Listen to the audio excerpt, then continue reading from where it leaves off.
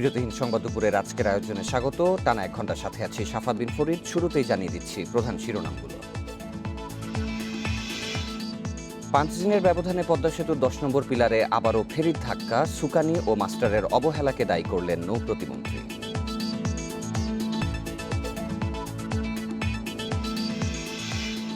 করোনাক্রান্ত উপসর্গ নিয়ে ময়মনসিংহ সহ 15 জেলায় 103 মৃত্যু। রাজধানীর হাসপাতালগুলোয় আইসিইউর তীব্র সংকট।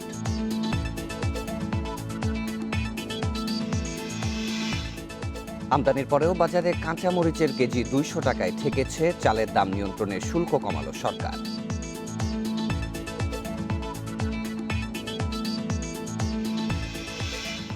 পদ্মার পানি বাড়ায় আগামী সপ্তাহের মধ্য ও উত্তরাঞ্চলে বন্যার শঙ্কা। টানা 7 দিন সারা দেশে বৃষ্টির পূর্বাভাস।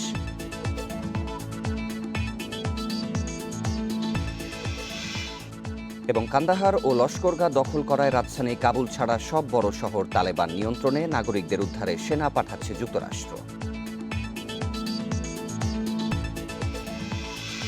সংবাদ দুপুরের প্রধান শিরোনামগুলো শুনছিলেন, এবারে বিস্তারিত। পদ্মা সেতু 10 নম্বর পিলারে আবারও ফেরির ধাক্কা লাগার ঘটনায় সুকানি ও মাস্টারের উদাসীনতাকেই দায়ী বলে জানিয়েছেন নৌপরিবহন প্রতিমন্ত্রী খালিদ মাহমুদ চৌধুরী। দুপুরে ঘটনাস্থল পরিদর্শনে গিয়ে এই কথা জানান তিনি। এর আগে সকাল 6:45টায় পদ্মা সেতুর 10 নম্বর পিলারে ধাক্কা দেয়া ফেরি কাকলি প্রত্যক্ষদর্শীরা জানায়, সকালে বাংলাবাজার ঘাট থেকে যানবাহন ও যাত্রী নিয়ে মুন্সিগঞ্জে শিমুলিয়া যাচ্ছিল কাকলি নামের ফেরিটি। পদ্মা সেতুর কাছাকাছি পৌঁছালে তীব্র স্রোতে ফেরিটি নিয়ন্ত্রণ হারিয়ে 10 নম্বর পিলারে ধাক্কা দেয়। এতে কোনো হতাহত কিংবা যানবাহনের ক্ষতি হয়নি। পরে নৌ প্রতিমন্ত্রী খালিদ মাহমুদ চৌধুরীর নেতৃত্বে একটি প্রতিনিধি দল ঘটনাস্থল পরিদর্শন করেন। গত 9 আগস্ট 10 নম্বর পিলারে ধাক্কা দেয় ফেরি বীরশ্রেষ্ঠ জাহাঙ্গীর। এতে 20 জন যাত্রী আহত হন। দুমড়ে মুচড়ে যায় 2টি প্রাইভেট কার। এর আগে গত 23শে জুলাই পদ্মা সেতুর 7 নম্বর পিলারের সঙ্গে ধাক্কা লাগে রোরো ফেরি শাহজালালের।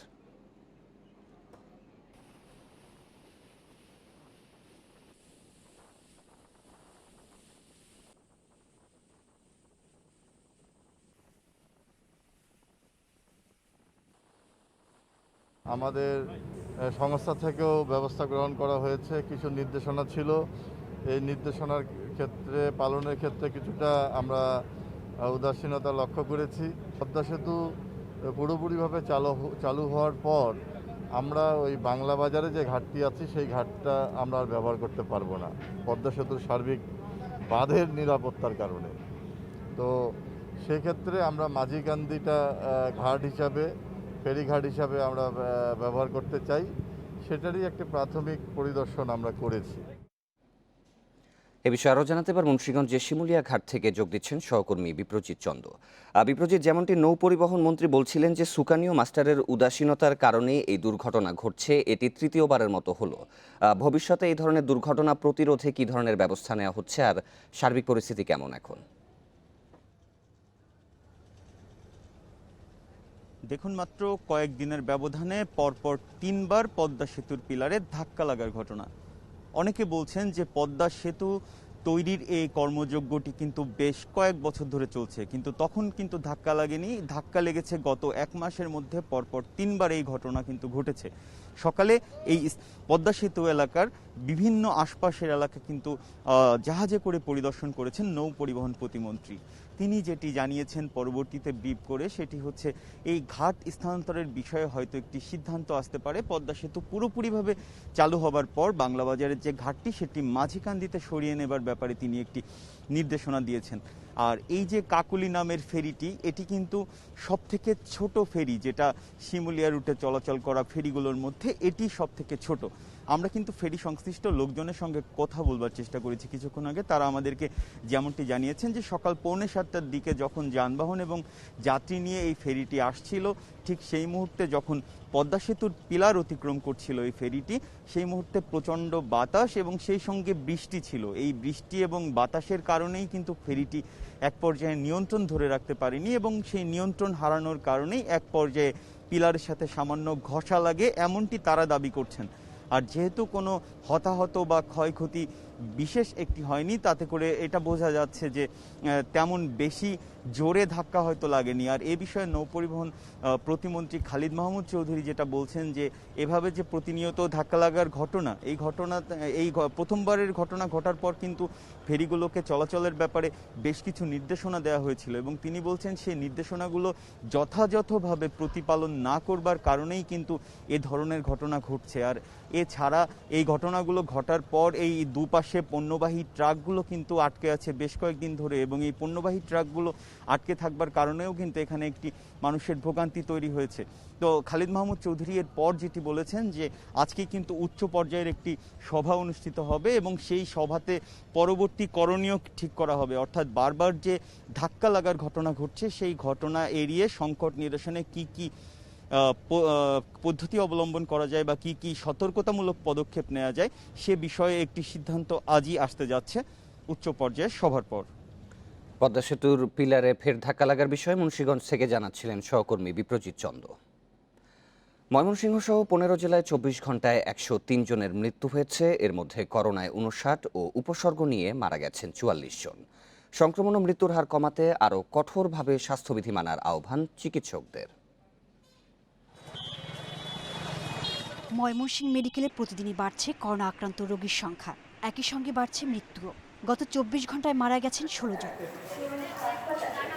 রাজশাহী মেডিকেল কলেজ হাসপাতালে 24 ঘন্টায় আরও 13 জনের মৃত্যু হয়েছে। এর মধ্যে করোনায় 5 জন আর উপসর্গ নিয়ে মারা গেছেন 8 জন। রংপুরে প্রাণহানি হয়েছে 13 জনের। স্বাস্থ্যবিধি মানছে না, মাস্ক ব্যবহার করছে না, সামাজিক দৃষ্টি মেনটেন করছে না। এই জন্যই আমার মনে হয় সংক্রান্তের হারটা আস্তে আস্তে বেড়ে যাচ্ছে। সিলেটের মৃত্যুর সংখ্যা কমলেও বাড়ছে আক্রান্তের সংখ্যা। গত 24 ঘন্টায় এই জেলায় মারা গেছে 6 জন, নতুন করে আক্রান্ত 390 জন। খারাপ অবস্থায় চলে আসে, যাদের অক্সিজেনের মাত্রা একদম 80-70 এই পর্যায়ে নেমে আসে, তখন রোগীটিকে নিয়ে আসলে হাসপাতালে আনার পর আমরা আমাদের সর্বোচ্চ চিকিৎসা দেওয়ার পরে, এমনকি অনেক সময় আইসিইউ সাপোর্ট দেওয়ার পরও রোগীকে বাঁচানো সম্ভব হচ্ছে না। বৃহস্পতিবার সকাল 8টা থেকে শুক্রবার সকাল 8টা পর্যন্ত খুলনা ও ঝিনাইদহে 5 জন করে, কুষ্টিয়ায় 3 ও যশোরে মারা গেছেন 2 জন। সংক্রমণ ও মৃত্যু কমাতে স্বাস্থ্যবিধি মেনে চলার পরামর্শ চিকিৎসকদের। করোনা সংক্রমণ কমে গেছে এবং লকডাউনটা শিথিল করা হয়েছে, এতে আত্মতৃপ্তিতে ভুগে একেবারে যথাযথ ঘোরাঘুরি না করে করোনা সংক্রমণটা বাড়ার যদি সুযোগ করে না দেই, তাহলে আমরা কিন্তু করোনা সংক্রমণ থেকে মুক্ত থাকতে পারব। এদিকে চট্টগ্রামে গেল 24 ঘন্টায় করোনা আক্রান্ত 8 জনের মৃত্যু হয়েছে। একই সময় 2547 জনের নমুনা পরীক্ষায় 616 জনের করোনা শনাক্ত হয়েছে। সোহেলি জাহান, ইন্ডিপেন্ডেন্ট নিউজ ডেস্ক। এবারে করোনা পরিস্থিতির আরও খবর জানাতে সিলেট থেকে যোগ দিচ্ছেন সহকর্মী মাধব কর্মকার। মাধব, বিগত 24 ঘন্টার পরিসংখ্যানে করোনা পরিস্থিতি কি বলছে? সিলেটের মানুষ স্বাস্থ্যবিধি মানায় কতটুকু সচেতন হয়েছেন? মানুষ স্বাস্থ্যবিধি না মানার কারণে কিন্তু সিলেটের পরিস্থিতি ভয়াবহ রূপ ধারণ করছে এবং গতকালের আগের দিন অর্থাৎ গত দুদিন সিলেট জেলার মৃত্যুর সংখ্যা 19 হলেও আজ মৃত্যুটা কিছুটা কম আমরা দেখতে পেয়েছি। মৃত্যু আজকে 6 জনের ঘটেছে এবং কিন্তু দেখা গিয়েছে যে শনাক্তের সংখ্যাটা কিন্তু অনেক মাত্রায় বেড়ে গিয়েছে, 390 জন। এটি নেহাতি কম নয় এবং যেটি হয়েছে হাসপাতালগুলোতে আইসিইউর যে শয্যা সেটি বিগত 1.5 মাস ধরেই কিন্তু নেই। আজকে কিছু কিছু হাসপাতালে আইসোলেশন বেড খালি হয়েছে, তবে সেটা যে খুব বেশি তা কিন্তু না এবং মানুষ স্বাস্থ্যবিধি উপেক্ষা করে চলাচল করছে। আজকে শুক্রবার এবং বৃষ্টির দিন বিধায় এই মুহূর্তে কিছুটা মানুষের আনাগোনা কম, তারপরেও কিন্তু রেস্টুরেন্ট থেকে শুরু করে সর্বত্রই মানুষ দেখতে পাচ্ছেন নিশ্চয়ই আপনারা, যাদের অনেকের মুখেই মাস্ক নেই, অর্থাৎ স্বাস্থ্যবিধি উপেক্ষা করে চলাচলের কারণে সিলেটের পরিস্থিতি দিনকে দিন ভয়াবহ রূপ ধারণ করছে। এক্ষেত্রে জনস্বাস্থ্য বিশেষজ্ঞ যারা রয়েছেন কিংবা চিকিৎসক যারা রয়েছেন তারাও কিন্তু বলছেন যে স্বাস্থ্যবিধি যদি সঠিকভাবে মানা না যায় তাহলে কিন্তু এই সংক্রমণের মাত্রা কমানো সম্ভব হবে না। সেজন্য সবাইকে স্বাস্থ্যবিধি মেনে আসলে চলাচলের জন্য বলা হচ্ছে। সিলেটের করোনা ভাইরাস পরিস্থিতির খবর জানাচ্ছিলেন সহকর্মী মাধব কর্মকার। আইসিইউ সংকটেই হাসপাতালে ভর্তি বেশিরভাগ করোনা রোগীর মৃত্যু হচ্ছে বলে অভিযোগ করেছেন স্বজনেরা। আইসিইউ খালি না থাকায় মুমূর্ষু অবস্থায় বিভিন্ন জেলা থেকে ঢাকায় আসা রোগীদের থাকতে হচ্ছে অপেক্ষায়। বিদ্যমান সংক্রমণ পরিস্থিতিতে সাধারণ বেডের পাশাপাশি দ্রুতই আইসিইউ বাড়ানোর তাগিদ জনস্বাস্থ্য বিশেষজ্ঞদের।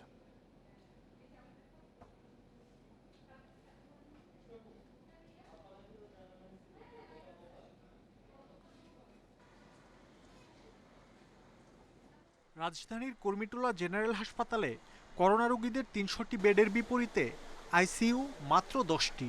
শুক্রবার সকালে হাসপাতালের নোটিশ বোর্ডে দেখা যায় সাধারণ শয্যায় ফাঁকা মাত্র 3টি, আর আইসিইউ বেড ফাঁকা নেই একটিও।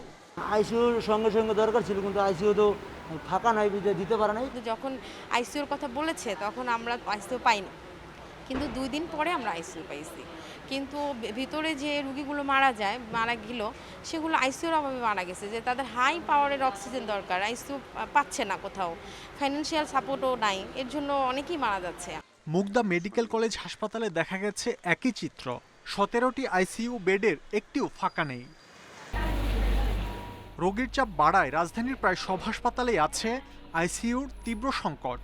জনস্বাস্থ্য বিশেষজ্ঞরা বলছেন, পর্যাপ্ত আইসিইউ বেড থাকলে আরও অনেক মুমূর্ষু করোনা রোগীকে বাঁচানো সম্ভব হতো। আইসিইউর সংকট আমাদের দেশের তো সর্বজন বিদিত, তবে গত 1.5 বছরে আমি মনে করি যেটুকু সম্ভব ছিল আরও বর্ধিত করা, বিশেষ করে পাবলিক সেক্টরে, কারণ প্রাইভেট সেক্টরে তো অনেকের নাগালের বাইরে, কিন্তু সেটিও আসলে করা সম্ভব হয়নি বিভিন্ন রকম ব্যবস্থাপনাগত কারণে। 20-22% কিন্তু আমাদের পক্ষে সক্ষমতা নেই যে আমরা আইসিইউ কিংবা অক্সিজেন ব্যবস্থাপনা দিতে পারব।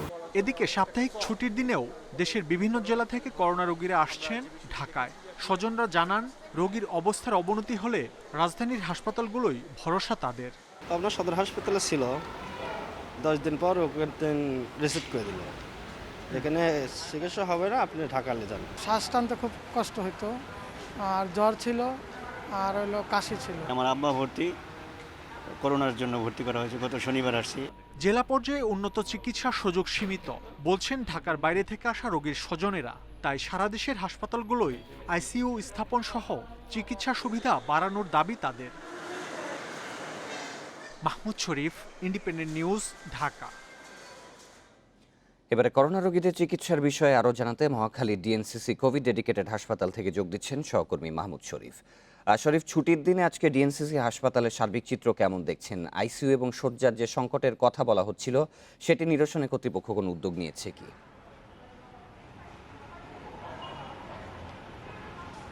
দেখুন, এই ঢাকা উত্তর সিটি কর্পোরেশনের যে হাসপাতাল, এই করোনা হাসপাতালে মূলত ঢাকায় যারা রোগী আসেন তাদের ভরসার একটি জায়গা। কারণ ঢাকার অন্যান্য হাসপাতাল যদি বলি, মুগদা বা ঢাকা মেডিকেল বা কুর্মিটোলা, ওইসব হাসপাতালের চেয়ে এখানে কিন্তু আইসিইউ সংখ্যা অনেক বেশি, বেড সংখ্যাও বেশি করোনা রোগীদের জন্য, যে কারণে ঢাকায় যারা আসেন বিভিন্ন জেলা থেকে রোগীরা, তারা ওইসব সরকারি হাসপাতালে যখন সিট না পান বা আইসিইউ না পান, তখন তারা শেষ ভরসার জায়গা তারা এখানে খোঁজেন, যে এখানে আসলে সিট পান কিনা বা আসন পান কিনা। আমি যতটুকু জানি, যে তথ্য নিয়েছি, যে এখানে এখন পর্যন্ত সাধারণ বেড ফাঁকা রয়েছে এবং আইসিইউ ফাঁকা রয়েছে, সেটি আসলে খুবই সামান্য, 10 থেকে 12টির মতো আইসিইউ ফাঁকা রয়েছে। তবে সেটি পরবর্তীতে কোন রোগী আইসিইউতে নেওয়া হবে সেটি এখান থেকে নির্ধারণ করা হয়, কারণ এখানে অনেক রোগী ভর্তি আছেন যারা করোনা আক্রান্ত হয়ে বেশ কিছু যাবৎ ভর্তি আছেন।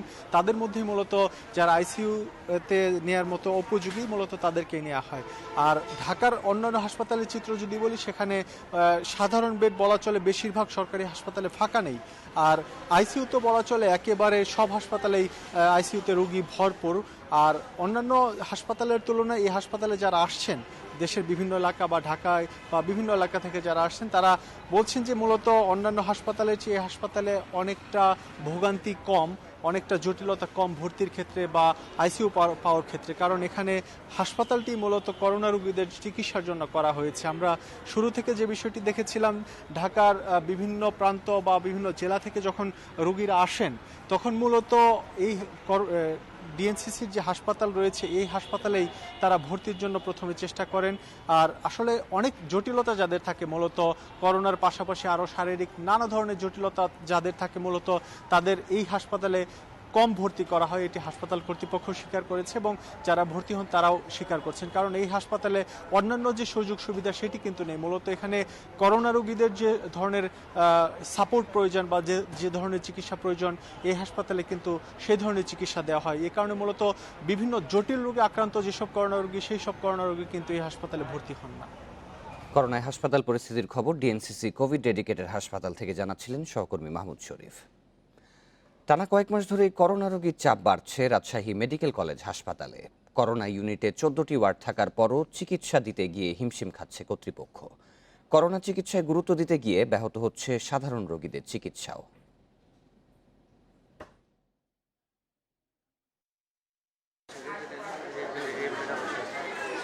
রাজশাহী মেডিকেল কলেজ হাসপাতালের শিশু ওয়ার্ডের চিত্র এটি। প্রায় প্রতিটি শয্যাতেই থাকছে একাধিক শিশু। করোনা ইউনিটে গুরুত্ব দিতে গিয়ে শিশু ওয়ার্ডের শয্যা সংখ্যা কমায় দেখা দিয়েছে এ সংকট। কেবল শিশু নয়, হাসপাতালের gynae, neurology, orthopaedics, surgery, medicine এবং চক্ষু ইউনিটের কয়েকটি ওয়ার্ডকেও অন্তর্ভুক্ত করা হয়েছে করোনা ইউনিটে। তাই জরুরি ছাড়া কোনো রোগী হাসপাতালে ভর্তি করা হচ্ছে না। একটা বেডে 2-3টা করে বাচ্চার চিকিৎসা হচ্ছে। বেডের অভাবে অনেক মানুষ নিচেও আর কি চিকিৎসা নিচ্ছে। খুব বেশি রুগী এখন অনেক দেশে বেডের নিচে রুগী আছে, আর বেড খালি নাই বললেই চলে। তো বেড পাইনি, তো চিকিৎসা ভালো চলছে, ডাক্তার 3 টাইমে আসতেছে। কর্তৃপক্ষ বলছে করোনার পাশাপাশি সাধারণ রোগীরও চাপ বাড়ায় চিকিৎসা ব্যবস্থাপনায় সমস্যা হচ্ছে। সংক্রমণ কমলে করোনা ইউনিটের কিছু ওয়ার্ড আবারও সাধারণ ওয়ার্ডে ফিরিয়ে নেওয়ার পরিকল্পনা তাদের। আশা করছি যদি আরও কমে আসে তো আমরা 2-1টা ওয়ার্ড আস্তে আস্তে ছাড়বো, যেভাবে আমরা নিয়েছিলাম সেই ওয়ার্ডগুলো গ্রাজুয়ালি আস্তে আস্তে ছেড়ে ছেড়ে আবার ওগুলোকে নর্মালে আমরা নিয়ে যাবো আর কি। তো এই পরিস্থিতির কারণে ডেফিনেটলি আমাদের নর্মাল রোগীদের সমস্যা হচ্ছে। 1200 শয্যার রাজশাহী মেডিকেল কলেজ হাসপাতালে একই সাথে করোনা এবং সাধারণ রোগীদের চিকিৎসা নিশ্চিত করতে নানা পরিকল্পনা নিচ্ছে কর্তৃপক্ষ। Independent News desk. চট্টগ্রামে টিকা নিয়ে বিপাকে প্রবাসীরা। SMS পেয়েও নির্ধারিত দিনে টিকা নিতে পারছেন না অনেকে। ফলে বাতিল হচ্ছে কারো কারো বিমানের টিকিট, আবার কারো বাতিল হচ্ছে ভিসা। স্বাস্থ্য বিভাগ সমস্যার সমাধানের আশ্বাস দিলেও টিকা কবে মিলবে সে বিষয়ে নেই কোনো উত্তর। চট্টগ্রাম সিভিল সার্জন অফিসের সামনে প্রবাসীদের জটলা। সবাই আমি প্রবাসী অ্যাপে নিবন্ধন করে SMS পেয়েই বিভিন্ন জেলা থেকে মডার্নার টিকা নিতে এসেছেন। টিকা জুটছে না সবার ভাগ্যে। SMS পেয়েও বিভিন্ন ভ্যাকসিন পয়েন্ট ঘুরে টিকা না পেয়ে ধর্ণা দিচ্ছেন সিভিল সার্জন অফিসে। টিকিট, ভিসা আর উপার্জনের একমাত্র সম্বল প্রবাসের চাকরিটা হারানোর শঙ্কা ভর করেছে তাদের চোখে মুখে। কেউ নোয়াখালী, কেউ রাঙ্গামাটি, কেউ এখান থেকে, কারণ মডার্ন টিকা তো ওখানে দেওয়া হচ্ছে না। এখানে আসার পরে ওরা বলতেছে না ফার্স্ট ডোজ দিবে, সেকেন্ড ডোজ দেওয়া হবে না। সেকেন্ড ডোজ না দিলে আমরা সার্টিফিকেট পাচ্ছি না। তো সার্টিফিকেট না দেখালে তো আমরা টিকিট করতে পারবো না, প্রবাসে যেতে পারবো না। রাত্রি 12টা বাজে এখানে আসছি, মেসেজ আসছে, এখন আসছি বলে যে এখানে টিকা না, আমি ঘুরতেছি। টিকিট তো শেষ হয়ে গেছে, এরপর পিছনে ম্যাচ হতে 10 দিন যেতে না বলে আমার একেবারে শেষ, ফ্যামিলিটা নিয়ে আমার। স্বাস্থ্য বিভাগ বলছে চট্টগ্রামে এখনও পর্যন্ত মোট টিকা এসেছে মডার্নার 2.5 লাখ, অ্যাস্ট্রাজেনেকার 9,10,000 এবং সিনোফার্মের 4,11,000 ডোজ। এরই মধ্যে মডার্নার মজুদ শেষের দিকে, আর সিনোফার্মের টিকা আছে 50,000 ডোজের মতো। অ্যাস্ট্রাজেনেকার 1,08,000 ডোজ টিকার মধ্যে 1,05,000 টিকাই দ্বিতীয় ডোজের জন্য রাখতে হচ্ছে। এরপরও প্রবাসীদের নিয়ে পরিকল্পনা হচ্ছে বলে জানিয়েছেন সিভিল সার্জন। একটা নির্দেশনা আছে, ওই সমস্ত দেশে তারা মডার্না ভ্যাকসিন ছাড়া যেতে পারবে না। সে বিষয়টা আমরা মাথায় রেখেছি এবং যেহেতু তাদের প্রথম ডোজই বাকি, তাদেরকে কিভাবে আমরা সহায়তা করতে পারি সে ব্যাপারেও আমরা নির্দেশনা চেয়েছি।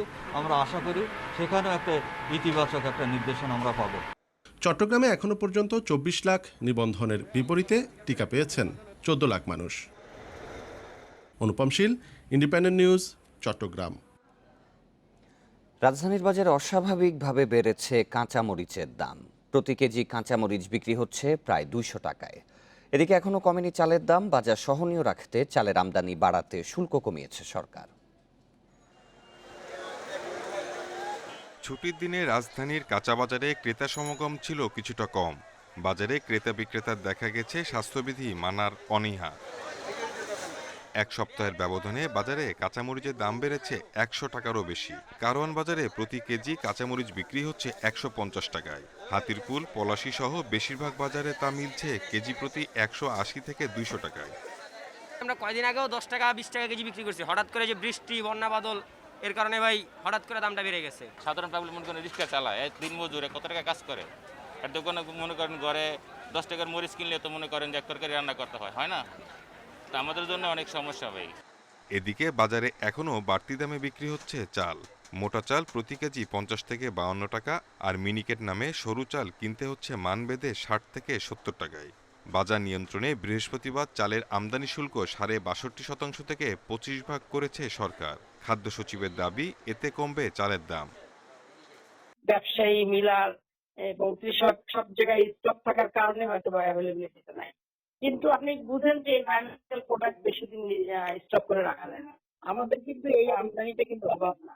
আমরা আমাদের সুপারিশ হচ্ছে যেটা সীমিত পর্যায়ে আমাদের ভোক্তা সহনীয় পর্যায়ে আনার জন্য এবং কৃষকের জন্য ক্ষতি না হয় সেই পর্যায়ে আনার জন্য যতটুকু কন্ট্রোলে রাখা দরকার সেই নিয়ন্ত্রণের জন্য আমরা মূলত বিদেশে আনতে পারছি। খাদ্য মন্ত্রণালয়ের সবশেষ তথ্য অনুযায়ী দেশের সরকারি গুদামে চালের মজুদ রয়েছে 12,03,000 টন। Shahid Ahmed, Independent News, Dhaka. মৌসুমী বায়ুর প্রভাবে বৃহস্পতিবার থেকে রাজধানীতে থেমে থেমে বৃষ্টি হচ্ছে। ছুটির দিনের সকালে যারা প্রয়োজনে বাইরে বের হয়েছেন বৃষ্টির কারণে পড়েছেন ভোগান্তিতে। আবহাওয়াবিদরা বলছেন সারা দেশেই আজ বৃষ্টি হতে পারে, কোথাও কোথাও ভারী বৃষ্টিরও আশঙ্কা রয়েছে। এ অবস্থা আরও 7 দিন অব্যাহত থাকতে পারে, তবে সোমবারের পর বৃষ্টিপাতের পরিমাণ আরও বাড়বে। আগামী শুক্রবারের পর বৃষ্টি কমার পাশাপাশি বাড়বে তাপমাত্রা। সে সময় 32 থেকে 35 ডিগ্রি সেলসিয়াস তাপমাত্রা থাকলেও বাতাসের আর্দ্রতার কারণে গরম কিছুটা বেশি অনুভূত হবে। এদিকে বৈরী আবহাওয়ার কারণে নদী বন্দর সমূহে 1 নম্বর সতর্কতা সংকেত জারি রয়েছে। ভোর 6টা থেকে সকাল 9টা পর্যন্ত রাজধানীতে 11 মিলিমিটার বৃষ্টি রেকর্ড করা হয়েছে। বৃষ্টিপাতের পরিমাণ এ সপ্তাহ জুড়েই থাকবে, তবে 2 বা 3 দিন পরে বৃষ্টিপাতের তীব্রতা সামান্য বৃদ্ধি পাওয়ার সম্ভাবনা রয়েছে। যেহেতু জলীয়বাষ্পের পরিমাণ 90 থেকে 100% মধ্যে ওঠানামা করছে, বৃষ্টি একটু থেমে গেলেই আপনার তাপমাত্রা 32 থেকে 35 ডিগ্রি সেলসিয়াসের মধ্যে ওঠানামা করবে। এদিকে টানা বৃষ্টি ও উজানের ঢলে গত কয়েকদিন ধরে বাড়ছে পদ্মা নদীর পানি। এতে আগামী সপ্তাহে দেশের মধ্যাঞ্চলে দেখা দিয়েছে বন্যার শঙ্কা। ফরিদপুর, রাজবাড়ী, শরীয়তপুর, মাদারীপুর ও মুন্সিগঞ্জে মধ্যমেয়াদী বন্যার পূর্বাভাস দিয়েছে সতর্কীকরণ কেন্দ্র। এছাড়াও ভারী বৃষ্টি ও পাহাড়ি ঢলে সুনামগঞ্জ ও সিলেট এবং রংপুর বিভাগে সাময়িক বন্যা দেখা দিতে পারে, তবে যমুনার অববাহিকায় বড় বন্যার আশঙ্কা নেই। পদ্মা নদীর পানি গোয়ালন্দ পয়েন্টে বৃদ্ধি পেয়েছে 8.28 মিটার। প্রতিদিন ফুঁসে উঠছে নদী। বেশ কয়েকদিনের বৃষ্টি আর পশ্চিমবঙ্গে গঙ্গা অববাহিকায় ঢল নামায় বেড়েছে পদ্মার পানি। বন্যা পূর্বাভাস ও সতর্কীকরণ কেন্দ্র বলছে, আগস্টে সাধারণত পদ্মা অববাহিকায় প্রকট আকার নেয় বন্যা। গত বছরেও রাজবাড়ী ও ফরিদপুরে বাঁধ ভেঙে প্লাবিত হয়েছে।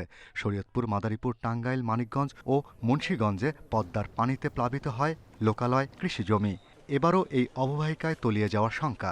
থেকে মধ্যমেয়াদী হবে এই বন্যার বিস্তৃতি, যা আবার চলতি মাসের শেষার্ধে উন্নতি লাভ করতে পারে। স্বল্পমেয়াদী বন্যা পরিস্থিতি সৃষ্টি হতে পারে তিস্তা ধরলা অববাহিকাতে এবং সুরমা কুশিয়ারা অববাহিকাতে। গত বছর ব্রহ্মপুত্র যমুনা অববাহিকায় তীব্র আকার নেয় বন্যা। উত্তরবঙ্গ থেকে পূর্বাঞ্চলে প্রায় 2 মাস স্থায়ী থাকে। বানভাসী হয় প্রায় 1/2 কোটি মানুষ। তবে এবার এমনটা হবে না বলে মনে করছে পূর্বাভাস কেন্দ্র। ব্রহ্মপুত্র যমুনা অববাহিকাতে যার মাধ্যমে আমাদের দেশের ব্যাপক বন্যাটা হয়, সেই অববাহিকাতে আপাতত আমরা বন্যার আশঙ্কা দেখছি না। 1 মাস থেকে কোথাও কোথাও 1.5-2 মাসের মতো পানি স্থায়ী ছিল ব্রহ্মপুত্র যমুনা এবং গঙ্গা অববাহিকায়। সেই জন্যই ঢাকা শহর বন্যা কবলিত হয়েছে। তবে এই ধরনের দীর্ঘস্থায়ী বন্যাতে কোনো নদী অববাহিকাতেই আগামীতে পড়ার সম্ভাবনা নেই। সমতলের 109টি পর্যবেক্ষণ পয়েন্টের মধ্যে 55টিতে নদীর পানি বাড়ছে বলে জানিয়েছে বন্যা পূর্বাভাস ও সতর্কীকরণ কেন্দ্র। Shahriar Anirban, independent News, Dhaka. দেখছেন 1 ঘন্টার বিরতিহীন সংবাদ দুপুর। এরপর অন্যান্য খবরের সাথে আরও যা দেখবেন। মামলা রায়ের 12 বছরেও ফেরানো যায়নি বঙ্গবন্ধু দণ্ডিত 5 খুনিকে, নেই নতুন কোনো অগ্রগতি।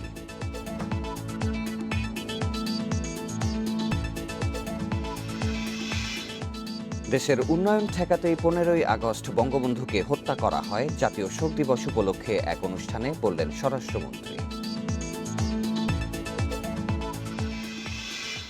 বঙ্গবন্ধু বেঁচে থাকলে দেশের উন্নয়ন হবে, আর সেটি ঠেকাতেই 15ই আগস্ট ঘাতকরা তাকে হত্যা করে বলে মন্তব্য করেছেন স্বরাষ্ট্রমন্ত্রী আসাদুজ্জামান খান। সকালে রাজধানীর তেজগাঁওয়ে জাতীয় শোক দিবসকে সামনে রেখে করোনায় অসহায়, কর্মহীন ও দরিদ্রদের মাঝে খাদ্য সামগ্রী বিতরণ অনুষ্ঠানে একথা বলেন তিনি।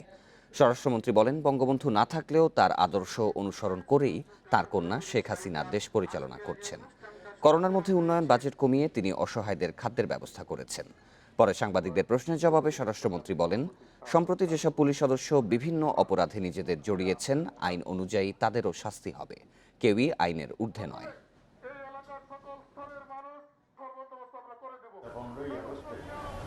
তাকে নৃশংসভাবে হত্যা করা হয়েছে। শিশু রাসেল সহ তার আত্মীয় স্বজন যারা ছিল সবাইকে হত্যা করেছিল। কারণটা ছিল এই রক্ত যদি বেঁচে থাকে তাহলে আবার ঘুরে দাঁড়াবে, এটাই ছিল তাদের আশঙ্কা। তাদের আশঙ্কা যথার্থই হয়েছে। 2 কন্যা বেঁচে ছিল, সেজন্যই 2 কন্যা আজকে ঘুরে দাঁড়িয়েছে। আইনি জটিলতায় দীর্ঘায়িত হচ্ছে বঙ্গবন্ধু দণ্ডিত 5 খুনিকে দেশে ফেরানোর চেষ্টা। কূটনৈতিক ও আইনি লড়াই চলমান, তবে নেই নতুন কোনো অগ্রগতি। সে কারণেই রায় দেওয়ার 12 বছর পরও কানাডা থেকে নূর চৌধুরী আর যুক্তরাষ্ট্র থেকে রাশেদ চৌধুরীকে ফিরিয়ে সাজা কার্যকর সম্ভব হয়নি। জাতির জনক বঙ্গবন্ধু শেখ মুজিবুর রহমানকে সপরিবারে হত্যা মামলার রায়ের পর কেটে গেছে প্রায় 12 বছর, তবে এখনও বিদেশে পলাতক দণ্ডিতদের দেশে ফিরিয়ে আনা যায়নি। 5 খুনির 2 জনের অবস্থানের তথ্য সরকারের কাছে থাকলেও 3 আসামি শরীফুল হক ডালিম, মোসলেউদ্দিন খান ও খন্দকার আব্দুর রশিদ কোথায় আছেন সে বিষয়ে সুনির্দিষ্ট তথ্য নেই ইন্টারপোলের কাছেও। এদিকে যুক্তরাষ্ট্রে থাকা রাশেদ চৌধুরীর নাগরিকত্ব প্রশ্নে তদন্ত শুরু করেছে দেশটি, আর নূর চৌধুরীকে ফেরাতে কানাডার আদালতের শরণাপন্ন ঢাকা। বিশদ কিছু বলতে যাই তাহলে এই চলমান প্রক্রিয়া ব্যাঘাত প্রাপ্ত হবে। তো সেই জন্য আমি শুধু আপনাদেরকে এই কথাই বলবো যে এই ব্যাপারে কোনো শিথিলতা নাই এবং তাদেরকে ফিরিয়ে আনার প্রচেষ্টা আমরা চালিয়ে যাচ্ছি। পররাষ্ট্রমন্ত্রী বলেছেন, দণ্ডিতদের দেশে ফেরানোর প্রক্রিয়া যত জটিলই হোক হাল ছাড়বে না সরকার। যেমন আমেরিকার সরকার ওকে দিচ্ছে না, তারা বলছে যে তারা ইনভেস্টিগেট করতেছে। কানাডার একটা আইন আছে, কোনো দেশে ফাঁসির রায় থাকলে ওই দেশে তারা পাঠাবে। এই আইনটা পার্লামেন্টে চেঞ্জ না হওয়ার পর্যন্ত এর উপরে তারা কোনো অ্যাকশন নেয় না। 2020 সালে ঢাকায় গ্রেপ্তার হন 20 বছর ভারতে পালিয়ে থাকা আরেক খুনি আব্দুল মাজেদ। সে বছরের এপ্রিলেই কার্যকর হয় মৃত্যুদণ্ড। আর জানা গেছে জিম্বাবুয়েতে মৃত্যু হয়েছে আরেক হত্যাকারী আজিজ পাশার। নাফিজাতুল্লাহ, ইন্ডিপেন্ডেন্ট নিউজ, ঢাকা। আদালতের নির্দেশের পর পুলিশ সুপার মুক্তার হোসেনের বিরুদ্ধে উত্তরা পূর্ব থানায় ধর্ষণ মামলা দায়ের করা হয়েছে। রাতে মামলাটি দায়ের করা হয় বলে নিশ্চিত করেছেন উত্তরা বিভাগের উপকমিশনার সাইফুল ইসলাম। তিনি জানান, এখন তথ্য সংগ্রহ ও মুক্তার হোসেনকে গ্রেপ্তারের কাজ চলছে। এর আগে বৃহস্পতিবার পুলিশের এক নারী পরিদর্শককে ধর্ষণের অভিযোগে পুলিশ সুপার মুক্তার হোসেনের বিরুদ্ধে মামলা নিতে উত্তরা পূর্ব থানাকে নির্দেশ দেন আদালত। ঢাকা নারী ও শিশু নির্যাতন দমন ট্রাইব্যুনাল 7-এর বিচারক মোসাম্মদ কামরুন নাহার এই আদেশ দেন। Muktar Hossain police bureau of investigation পিবিআইতে কর্মরত। বিয়ের আশ্বাস দিয়ে ধর্ষণের অভিযোগে এসপি মুক্তার হোসেনের বিরুদ্ধে মামলা নেয়ার আবেদন করেন পুলিশ পরিদর্শক পদমর্যাদার একজন নারী কর্মকর্তা। বাদী জবানবন্দি ও অন্যান্য তথ্য উপাত্ত পর্যালোচনা করে আদালত অভিযোগ এজাহার হিসেবে নেয়ার নির্দেশ দেন। বাদীর অভিযোগ, 2 বছর আগে সুদানে জাতিসংঘ শান্তিরক্ষী বাহিনীতে কর্মরত অবস্থায় সেখানে তার সহকর্মী মুক্তার হোসেন তাকে ধর্ষণ করেন। পরে বিয়ের আশ্বাস দিয়ে সুদান ও বাংলাদেশে তাকে আরও কয়েকবার ধর্ষণ করেন। ভিআইপি নম্বরের ডিজিট পরিবর্তন ও নারী কণ্ঠে কথা বলে শতাধিক নারীর কাছ থেকে লাখ লাখ টাকা হাতিয়ে নিয়েছেন গ্যান্ডারিয়ার আকবর আলী। 7 থেকে 8 বছর ধরে এই প্রতারণা করে আসছিলেন তিনি। এতে জড়িয়েছেন নিজের স্ত্রী ও ছেলেকেও। সম্প্রতি প্রতারণা মামলায় গ্রেপ্তার হয়েছেন আকবর ও তার ছেলে। বকেয়া রয়েছে, আমি টাকা ছিল, আমি একজনকে দিয়েছি 15,000 টাকা কালকে রাতে, আর নয় সমস্যা ছিল না, আমাকে 1,500 টাকা ধার দিলে একটু ভালো হতো। এভাবেই কথা বলছেন আকবর আলী। অপর প্রান্তে শোনা যাচ্ছে নারী কণ্ঠ। হসপিটালে রিলিজ দিচ্ছে, তো এখন বকেয়াটা ক্লিয়ার করতে হবে, সামান্য কিছু টাকা ওখানে বকেয়া আছে, এখন 1,500 মতো। তার এই কৌশলে বোকা বনেছেন অনেকেই, খুইয়েছেন টাকা। পাঠানোর পরে আমার একটু ডাউট হয়, তখন আমি খোঁজ নিয়ে জানতে পারি যে এরকম কেউ এরকম নিয়ে না, তো তখন আমি বুঝতে পারি যে আমি আসলে প্রতারণার শিকার হয়েছি। প্রতারণার মামলার পর সম্প্রতি আকবর ও তার ছেলেকে গ্রেপ্তার করে ডিবি। গোয়েন্দারা জানিয়েছেন, সিনেমা দেখে নারী কণ্ঠে প্রতারণার ধারণা মাথায় আসে তার। সে বাংলা সিনেমা দেখতো খুব বেশি, বাংলা সিনেমায় সে দেখতো একটা পুরুষ নায়ক, সে যেটা করতো সে একটা নারী কণ্ঠ ধারণ করে হয়তো মেয়ের বাসায় টিএনটিতে ফোন করেছিল। তো এইভাবে সে আসলে ইনফ্লুয়েন্সড হয়েছে এই প্রতারণার কাজে। গোয়েন্দারা জানাচ্ছে, পুরো পরিবারকেই প্রতারণার পেশায় জড়িয়েছেন আকবর। ভিআইপি নম্বরগুলোর কয়েক ডিজিট পরিবর্তন করে ইমোতে সেভ করে জেনে নেওয়া হতো নাম, পরে নারী কণ্ঠে আত্মীয় পরিচয়ে বিপদের কথা বলে টাকা হাতিয়ে নিতেন আকবর। সিডিএমের যাচাই করে আমরা তার বিরুদ্ধে 2টা মামলার সন্ধান পেয়েছি, 2টা মামলায় তার বিরুদ্ধে অভিযোগপত্র বিজ্ঞ আদালতে দাখিল করেছে এবং 2টা মামলায় বিচারাধীন আছে এবং 2টা মামলায় তার এইরকম প্রতারণার মামলা। প্রতারণা থেকে বাঁচতে নারী কণ্ঠে ফোন পেয়ে সাহায্যের আগে আরও যাচাইয়ের পরামর্শ ডিবির। যত সে তার দুর্দশাটুকুই আপনাদের কাছে তুলে ধরুক, আপনারা এতে সাড়া দিবেন না। Masudur Rahman, independent News, Dhaka.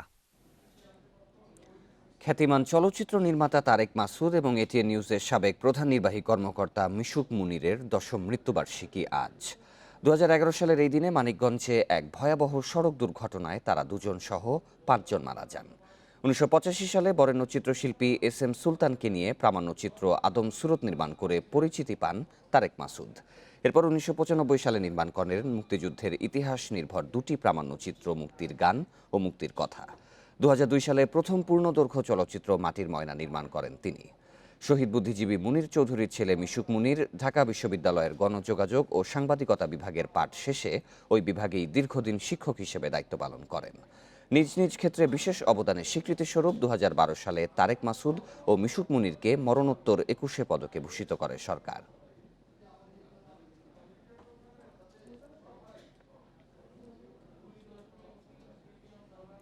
দেখছেন 1 ঘন্টার বিরতিহীন সংবাদ দুপুর। এরপর অন্যান্য খবরের সাথে আরও যা দেখবেন, রিমান্ড শেষে পরিমণি ও রাজসহ 5 জনকে আদালতে নেওয়া হয়েছে। জামিনের আবেদন করবে পরিমণি, রিমান্ড চাইবে না সিআইডি।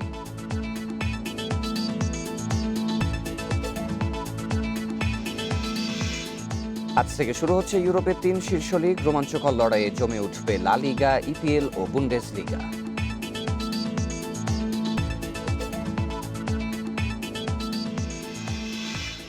সাঁওতালদের জন্য আনা বৈদেশিক অর্থ সহায়তার টাকা বিতরণ করার পর পরবর্তীতে সুদসহ সেই টাকা ফিরিয়ে নেয়ার অভিযোগ উঠেছে নর্দার্ন ডেভেলপমেন্ট ফাউন্ডেশনের বিরুদ্ধে।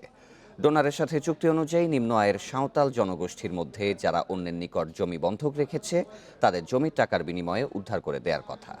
এনজিওটিও করেছে তাই। ডোনারকে দেয়া অডিট রিপোর্টেও সে কথাই বলা হয়। তবে পরবর্তীতে সেই টাকা আবারও সুদসহ কিস্তি আকারে ফিরিয়ে নেওয়া হচ্ছে। গাইবান্ধা জেলার গোবিন্দগঞ্জ উপজেলার সাঁওতাল পল্লী এটি। অবহেলিত এই জনগোষ্ঠীর ভাগ্যের চাকা একটু নড়বড়ে, তাই পরিবারের অভাব মেটাতে স্থানীয় বিত্তশালীদের কাছে মাঝে মধ্যেই জমি বন্ধক রাখেন তারা। তাদেরই একজন নীলমণি সরেন। স্বামী লুইস টুডু একজন দিনমজুর। সংসারের অভাব ঘোচাতে 90,000 টাকার বিনিময়ে অন্যের কাছে জমি বন্ধক রাখেন তারা। বন্ধক দেয়া জমি ফিরিয়ে দিতে এগিয়ে আসেন নর্দার্ন ডেভেলপমেন্ট ফাউন্ডেশন নামক একটি এনজিও। 90,000 টাকা দিয়ে সেই জমি উদ্ধার করে এনজিওটি। তবে মাস 6 যেতে না যেতেই ডাক আসে কিস্তি পরিশোধের। আমরা গরিব মানুষ, খায়া না খায়া এই টাকা শোধ করি। এই টাকা একবারে ওরা দিয়ে দিত তাহলে আমাদের অনেক উপকার হতো সংসারে, এত কষ্ট করা হতো না। দিনাজপুর জেলার পার্বতীপুর উপজেলার বারকোনা গ্রামের কমল সরেনও এই এনজিও থেকে পাওয়া 90,000 টাকায় বন্ধক দেয়া জমি ফিরে পেয়েছেন। তবে সুদসহ কিস্তিতে টাকা পরিশোধ করতে বেশ হিমশিম খাচ্ছেন তিনি। অথচ এই টাকা বিনা শর্তে এককালীন দেওয়ার কথা এনডিএফের। আমার জমি আরেকজনের কাছে বন্ধক ছিল, ওখানে এগ্রিমেন্ট করে দেওয়া ছিল। তারপরে যখন আমি ওনার টাকা ফেরত দিলাম, এদের কাছে আবার ওই এগ্রিমেন্টটা করতে হইল। একই জিনিস। নথি বলছে এনজিওটি শুধু 2019 ও 2020 সালেই শতাধিক সাঁওতাল পরিবারের 60 একরেরও বেশি জমি উদ্ধার দেখিয়েছে। এনজিওটির পরিচালক বলেন, নিয়ম মেনেই তারা কার্যক্রম পরিচালনা করছে। এনজিও থেকে সব যেভাবে নিয়ম করা আছে ওইভাবে এগুলো সব দিয়ে দিই আমরা। এই ভিক্টর লাকরা এই এনজিও চালাচ্ছে 2003 সাল থেকে। বর্তমানে 2 জেলায় ও 7টি উপজেলায় তাদের কার্যক্রম চলছে। 2008 সাল থেকে এখন পর্যন্ত প্রায় ৩৫ কোটি টাকার অর্থ সহায়তা দিয়েছে নরওয়ের একটি স্বেচ্ছাসেবী প্রতিষ্ঠান নরমিশন। অভিযোগ আছে এই টাকা সাঁওতাল সহ নিম্ন আয়ের মানুষদের কল্যাণে খরচ করার কথা। আমাদের স্বীকৃত অর্থে আমাদের অনুমোদিত প্রকল্পের বাইরে ঋণ কার্যক্রম বাস্তবায়নের কোনো সুযোগ নাই। এনজিও বিষয়ক ব্যুরো বলছে, সাঁওতাল জনগোষ্ঠীর নামে আসা বিদেশি অর্থ আত্মসাৎ করে থাকলে অবশ্যই নর্দার্ন ডেভেলপমেন্ট নামক এনজিওর বিরুদ্ধে ব্যবস্থা নেওয়া হবে। আব্দুল্লাল রাফি, ইন্ডিপেন্ডেন্ট নিউজ, ঢাকা। চিত্রনায়িকা পরিমণি, প্রযোজক রাজ, মডেল মৌ, দীপু ও সবুজকে দ্বিতীয় দফা রিমান্ড শেষে আজ নেওয়া হয়েছে আদালতে। সকালে সিআইডির কার্যালয় থেকে তাদের সিএমএম আদালতে নিয়ে যাওয়া হয়। বেলা ৩টায় শুনানির কথা রয়েছে। তবে পরিমণি সহ ৫ জনের নতুন করে রিমান্ড আবেদন করা হবে না বলে জানিয়েছে সিআইডি। এর আগে গত 10 আগস্ট মাদক মামলায় পরিমণি ও তার সহযোগী দীপুকে দ্বিতীয় দফায় 2 দিনের রিমান্ড দেয় আদালত। অন্যদিকে প্রযোজক নজরুল ইসলাম রাজ ও তার সহযোগী সবুজকে মাদক মামলায় 2 দিন ও পর্নোগ্রাফি মামলায় 4 দিনের রিমান্ডে দেওয়া হয়। গত 10 আগস্ট মাদকসহ গ্রেপ্তার মডেল মৌয়ের আবারও 2 দিনের রিমান্ড মঞ্জুর করে আদালত। আর বুধবার মডেল পিয়াসা, পরিমণির কস্টিউম ডিজাইনার জিমি এবং কবির হোসেনের রিমান্ড ও জামিন আবেদন নাকচ করেন আদালত। পরে তাদের কারাগারে পাঠানোর আদেশ দেওয়া হয়। গত 4 আগস্ট পরিমণির বনানীর বাসায় অভিযান চালিয়ে তাকে গ্রেপ্তার করে র্যাব। পরে মামলাটি ডিবির হাত ঘুরে যায় সিআইডির কাছে।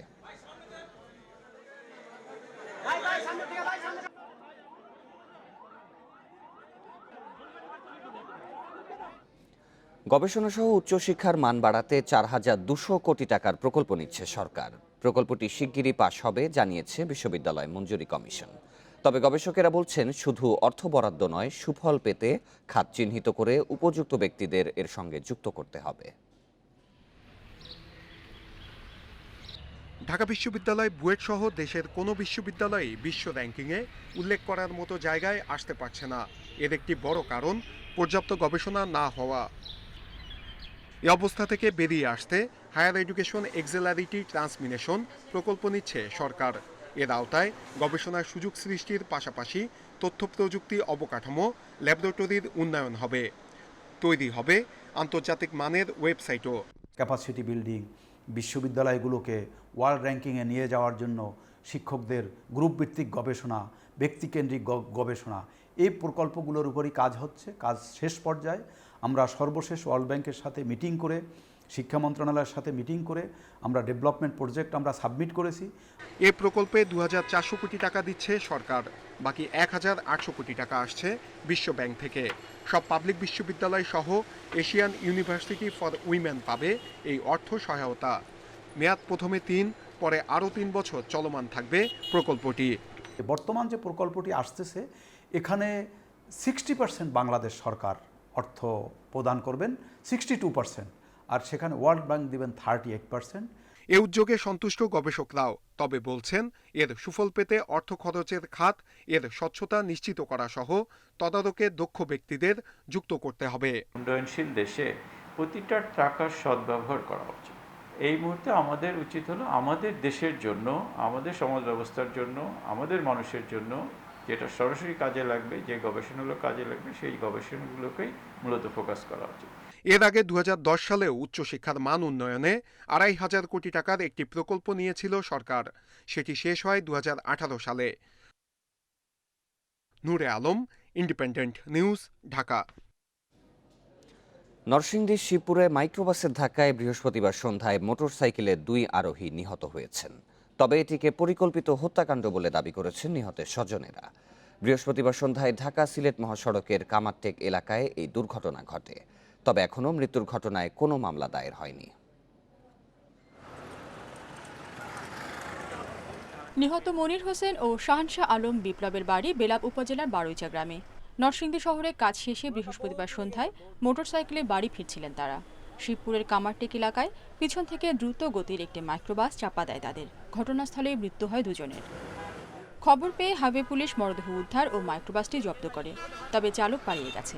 পুলিশ সড়ক দুর্ঘটনা হিসেবে দেখলেও নিহতদের স্বজনদের দাবি, ইউপি নির্বাচন নিয়ে পূর্ব শত্রুতার জেরে গাড়ি চাপা দিয়ে হত্যা করা হয় দুজনকে। 20 লাখ টাকা দিব আর মাইরা দেও। হ্যাঁ, এবং মনির যখন বাইস না করতে পারে, মনির পরে কইছে মনির সুদা মাইরা না, এই কথা বলছি। এবং এটা ডকুমেন্টস আছে মনিরের কাছে, মনির মোবাইলের মধ্যে এই রেকর্ডগুলো আছে। ড্রাইভার তারাই সব জানিয়ে অন্য কামটা করছে। আমার কথা হলো সুষ্ঠু তদন্তের মধ্যে সঠিক বিচার চাই। এদিকে ইটাখোলা হাইওয়ে পুলিশ ফাঁড়ির ভারপ্রাপ্ত কর্মকর্তা নূর হায়দার তালুকদার বলেন, বেপরোয়া গতিতে অন্য যানবাহনকে ওভারটেক করতে গিয়ে এ দুর্ঘটনা ঘটে থাকতে পারে। তদন্ত করে আসল ঘটনা উদ্ঘাটন করা হবে জানান তিনি। হয়তো বা ওভারটেক করতে গিয়া চাপা পড়ছে, ধারণা করতে পারি, হতে পারে দ্রুত এবং বেপরোয়া গতিতে চালাতেছিল। আমরা পরিবারের সাথে ওইরকম এখনো কোনো কথা হয় নাই। আমরা জিনিসটা তদন্ত করবো, তদন্ত করে দেখি ইনশাল্লাহ এটা বের করবো। জব্দ করা মাইক্রোবাসটির মালিককে চিহ্নিত করেছে হাইওয়ে পুলিশ, তবে তদন্তের স্বার্থে মালিকের পরিচয় প্রকাশ করা হচ্ছে না জানান তারা। Independent News desk. জামালপুরে দৃষ্টি প্রতিবন্ধী হয়ে পড়েছে একই পরিবারের 4 ভাই। জন্মের 3 থেকে 4 মাস পর থেকে তাদের সবারই চোখে সমস্যা দেখা দেয়। পরে কয়েক বছরের মধ্যে পুরোপুরি অন্ধ হয়ে যায় ওই 4 ভাই। সাধ্যমতো চিকিৎসা করিয়েও কোনো সুফল পাননি রিকশা চালক পিতা। তাদের চিকিৎসার আশ্বাস দিয়েছে স্বাস্থ্য বিভাগ। জামালপুরের বকশীগঞ্জ দড়িপাড়া গ্রামের 4 ভাই নাজমুল, নয়ন, মোফাজ্জল ও আজিম জন্মের 2 থেকে অন্ধ হয়ে যান তারা সবাই। পৃথিবীর নানা রকমের সৌন্দর্য আমার জীবনে দেখার সুযোগ হয়নি। তো যদি আমার চোখটা যদি আমি ফিরে পেতাম, তাহলে আমার বাবা মার মুখ সহ পৃথিবীর যে এত সৌন্দর্য সেটা যদি উপভোগ করতে পারতাম, তবেই আমার জীবনটা সার্থক হতো। সাধ্যর সবটুকু দিয়ে চিকিৎসা করিয়েছেন রিকশা চালক বাবা ফুল মাহমুদ। খুব একটা ফল না হলেও হাল ছাড়েননি তিনি। প্রথম সন্তানকে পড়াশোনা করাতে না পারলেও পরের 3 সন্তানকে লেখাপড়া করাচ্ছেন তিনি। তাদের মধ্যে নয়ন ও মোফাজ্জল উচ্চ মাধ্যমিক এবং আজিম পড়ছে 5ম শ্রেণীতে। পোলাপানের লালন পালন করলাম, যাই প্রতিবন্ধী স্কুল একটু লেখাপড়া করাইছি। আমি মরি এলাকা আমার ছেলেরা কি করি খাবো। আমরা 4 ভাই থেকে একটা ভাই যদি দৃষ্টিশক্তি ফিরে পাইতাম, তাহলে আর 3টে ভাই চলতে পারতাম। চক্ষু বিশেষজ্ঞদের সাথে পরামর্শ করে তাদের সবার সুচিকিৎসার আশ্বাস দিয়েছে স্বাস্থ্য বিভাগ। এই রোগীগুলোকে একজন আই স্পেশালিস্টের কাছে নিয়ে যাওয়ার ব্যবস্থা করব এবং জানার চেষ্টা করব যে কী কারণে তারা এই অন্ধত্ব বরণ করেছেন এবং সেটা পরবর্তী চিকিৎসার মাধ্যমে তাদেরকে আবার স্বাভাবিক জীবনে ফিরিয়ে আনা যায় কিনা। দৃষ্টি প্রতিবন্ধী পরিবারটির পাশে দাঁড়ানোর আশ্বাস দিয়েছে উপজেলা প্রশাসনও। আমরা সবসময় তাদের পাশে আছি। সরকারের সুযোগ সুবিধা যেন তারা পায় এবং সমাজে যেন পিছিয়ে না থাকে, সেজন্য উপজেলা প্রশাসন সদা তৎপর আছে। 4 ভাইয়ের মধ্যে নাজমুল ও মোফাজ্জল প্রতিবন্ধী ভাতা পাচ্ছেন, আর নয়ন ও আজিমউদ্দিন পাচ্ছেন শিক্ষা উপবৃত্তি। না দেখিলাম জননী মোর জন্মদাতা কোন। Independent News desk. আফগানিস্তানের সবচেয়ে বৃহত্তম এবং গুরুত্বপূর্ণ 3টি শহর কান্দাহার, হেরাত এবং লাস্কারগাহ দখল করে নিয়েছে তালেবান। এ নিয়ে 8 দিনে 13টি প্রাদেশিক রাজধানীর দখল হারালো আফগান বাহিনী। এদিকে নিজ নিজ দূতাবাসের কর্মী ও নাগরিকদের উদ্ধারে কাবুলে 3500 সেনা পাঠাচ্ছে যুক্তরাষ্ট্র ও যুক্তরাজ্য। কোনোভাবেই থামানো যাচ্ছে না আফগানিস্তানে তালেবানের তাণ্ডব। একের পর এক শহর দখল করতে করতে দেশটির 2/3 এলাকার নিয়ন্ত্রণ নিয়েছে জঙ্গি গোষ্ঠীটি, যার মধ্যে রয়েছে দেশটির বৃহত্তম শহর কান্দাহার এবং গুরুত্বপূর্ণ শহর লাস্কারগাহ। আফগানিস্তানের বড় এবং গুরুত্বপূর্ণ শহরগুলোর মধ্যে বর্তমানে শুধুমাত্র রাজধানী কাবুলই আফগান সরকারের নিয়ন্ত্রণে রয়েছে। এদিকে আফগানিস্তানে 3000 সেনা পাঠাচ্ছে যুক্তরাষ্ট্র। তবে তারা তালেবানের বিরুদ্ধে যুদ্ধ নয়, বরং কাবুল দূতাবাসে আটকে পড়া মার্কিন কর্মকর্তা, কর্মচারী এবং নাগরিকদের দেশে ফেরানোর জন্য যাচ্ছে। নিজের নাগরিকদের ফেরাতে 600 সেনা পাঠাচ্ছে যুক্তরাজ্য। আফগানিস্তান ইস্যুতে কানাডা, জার্মানি ও ন্যাটোর সাথে কথা বলেছেন মার্কিন প্রতিরক্ষামন্ত্রী অ্যান্টনি ব্লিংকেন। এই কোণঠাসা অবস্থা থেকে মুক্তি পেতে যুক্তরাষ্ট্রের মধ্যস্থতায় কাতারে আলোচনায় বসে 2 পক্ষ। সেখানে সংঘাত বন্ধের শর্তে তালেবানের সঙ্গে ক্ষমতা ভাগাভাগির প্রস্তাব দেন গনি সরকারের প্রতিনিধিরা। আফগানিস্তানের চলমান পরিস্থিতিতে গভীর উদ্বেগ জানিয়েছে জাতিসংঘ। তালেবানের হামলায় বেসামরিক নাগরিক হতাহতের ঘটনায় তীব্র নিন্দা জানিয়ে নিষেধাজ্ঞা আরোপের হুমকি দিয়েছে নিরাপত্তা পরিষদ। Nusrat Serin, independent news. বিশ্বে একদিনে করোনায় আরও 10,379 জনের মৃত্যু হয়েছে, নতুন করে শনাক্ত 7,13,000। এ নিয়ে বিশ্বে মোট আক্রান্ত ছাড়িয়েছে 20,62,00,000 আর মোট প্রাণহানি 43,48,000-এর বেশি। গেল এক সপ্তাহে 4% বেড়েছে সংক্রমণ, মৃত্যু বেড়েছে 3%। বিশ্বে একদিনে সর্বোচ্চ 1466 জনের মৃত্যু হয়েছে ইন্দোনেশিয়ায়। দেশটিতে নতুন শনাক্ত 24,709 জন রোগী। তবে গত এক সপ্তাহে আক্রান্তের হার কমেছে 13 ভাগ, আর মৃত্যু কমেছে 5 ভাগ। দ্বিতীয় সর্বোচ্চ 975 জনের প্রাণহানি হয়েছে ব্রাজিলে। যুক্তরাষ্ট্রে একদিনে সংক্রমণের সংখ্যা আজও সর্বোচ্চ। 24 ঘন্টায় সেখানে শনাক্ত হয়েছে 1,43,000-এর বেশি রোগী।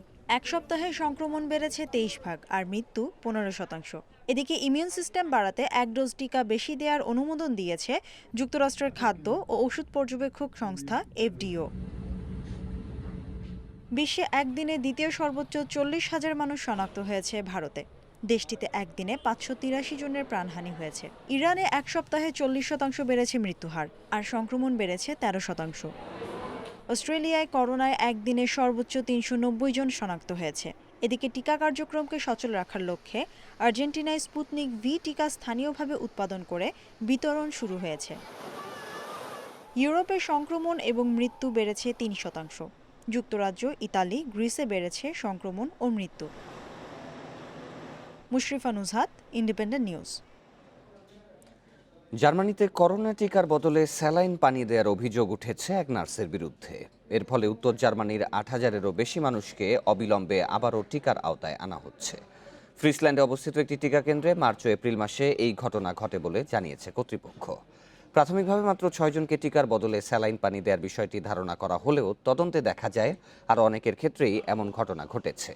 তাদেরকে ফাইজার বায়োএনটেক টিকার পরিবর্তে স্যালাইন পানি দেওয়া হয়েছে। অভিযুক্ত নার্সের দাবি, টিকার একটি বোতল ভেঙে যাওয়ায় তিনি এই কাজ করেছেন।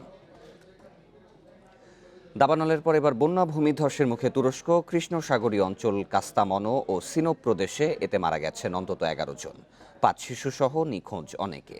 স্থানীয় গণমাধ্যম বলছে, গত কদিনে ভারী বৃষ্টির কারণে বন্যা পরিস্থিতির সৃষ্টি হয়েছে সেখানে। পানির নিচে ঘরবাড়ি, যানবাহন ভেঙে গেছে, রাস্তাঘাট, সেতু, বিদ্যুৎ বিচ্ছিন্ন রয়েছে বেশ কিছু গ্রামে। আটক পড়াদের উদ্ধারে ব্যবহার করা হচ্ছে হেলিকপ্টার।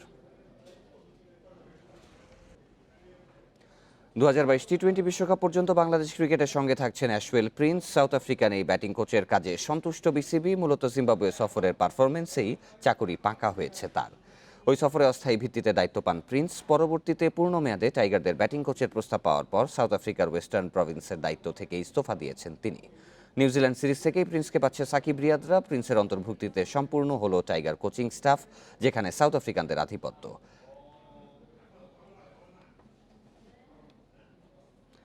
2022 টি-20 বিশ্বকাপ পর্যন্ত বাংলাদেশ ক্রিকেটের সঙ্গে 3 মাস বিরতির পর আজ থেকে শুরু হচ্ছে ইউরোপিয়ান ফুটবলের নতুন মৌসুম। 3 শীর্ষ ঘরোয়া লিগ, স্প্যানিশ লা লিগা, ইংলিশ প্রিমিয়ার লিগ এবং জার্মান বুন্ডেস লিগায় বল গড়াবে মাঠে।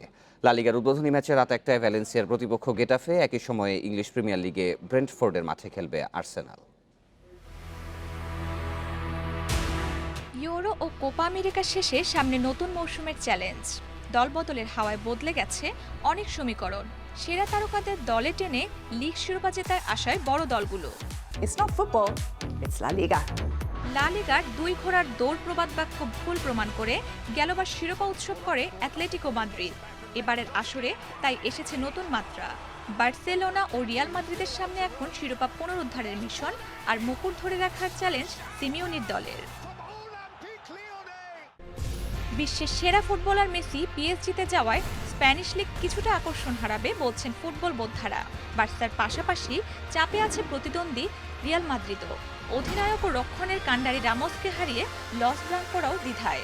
2 জায়ান্ট তারকার বিদায়ে এল ক্লাসিকোর দ্বৈরথে ভাটা পড়ার আশঙ্কা। তীব্র প্রতিদ্বন্দ্বিতাপূর্ণ লড়াইয়ের জন্য বরাবরই জনপ্রিয় ইংলিশ প্রিমিয়ার লিগ। 20 দলের দৌড়ে প্রতি ম্যাচেই থাকে চমক। শক্তিশালী দল গড়ে আকর্ষণের কেন্দ্রে রয়েছে গত আসরের চ্যাম্পিয়ন ম্যানচেস্টার সিটি। স্পটলাইটে গ্রিলিশ, লুকাকো, সানচোর মতো তারকারা। 2021-22 মৌসুমে শুরু থেকেই শতভাগ দর্শক মাঠে থাকার অনুমতি মিলেছে। তাদের সরব উপস্থিতিতে প্রাণ ফিরে পাবে প্রিমিয়ার লিগ, এমনটাই আশা। বুন্দেসলিগার শ্রেষ্ঠত্বধারী বায়ার্ন মিউনিখের ম্যাচ দিয়েই মাঠে গড়াচ্ছে জার্মান লিগ। বরুসিয়া মনশেনগ্লাডবাখের বিপক্ষে ম্যাচ শুরু রাত 12:30টায়। টানা 9 মৌসুম লিগ শিরোপা জেতা বাভারিয়ানরা আসন্ন মৌসুমেও চমক দেখাবে, এমনটাই আশা সমর্থকদের। এদিকে হালের সেরা তারকা হাল্যান্ডকে ধরে রেখে শিরোপার দৌড়ে আছে বরুসিয়া ডর্টমুন্ডও। 8 আগস্ট থেকে ফরাসি লিগ 1-এর খেলা শুরু হলেও এখনো উত্তাপ ছড়ায়নি। শনিবার দ্বিতীয় ম্যাচে স্ট্রাসবার্গকে আতিথ্য দেবে পিএসজি, তবে মেসি মাঠে নামবেন কিনা তা নিশ্চিত করেনি দলটি। আর রোনালদোর খেলা দেখতে হলে ইতালিয়ান সেরিয়ার জন্য অপেক্ষা করতে হবে 21 আগস্ট পর্যন্ত। Rukhsana Afroz, independent news. Record transfer ফিতে চেলসিতে ফিরলেন রোমেলো লুকাকু। বেলজিয়ান তারকাকে দলে ভেড়াতে চেলসির খরচ হয়েছে 98 মিলিয়ন পাউন্ড। ক্লাব ইতিহাসে এটি চেলসির সবচেয়ে বড় সাইনিং। 5 বছরের জন্য লন্ডনের ক্লাবটিতে সার্ভিস দেবেন লুকাকু। এই নিয়ে দ্বিতীয়বারের মতো চেলসিতে নাম লেখালেন তিনি। অল্পের জন্য ব্রিটিশ ফুটবলের সর্বোচ্চ মূল্যের রেকর্ডটি ভাঙতে পারেননি লুকাকু। গত সপ্তাহে জ্যাক গ্রিলিশকে 100 মিলিয়ন পাউন্ডে কিনে নেয় ম্যানচেস্টার সিটি। তবে ট্রান্সফারের দিক দিয়ে নেইমারের 279 মিলিয়ন পাউন্ডের রেকর্ড ভেঙে গেছে। 6 বার ক্লাব ফুটবলে লুকাকুর ট্রান্সফার ফি ঠেকেছে 289 মিলিয়ন পাউন্ডে।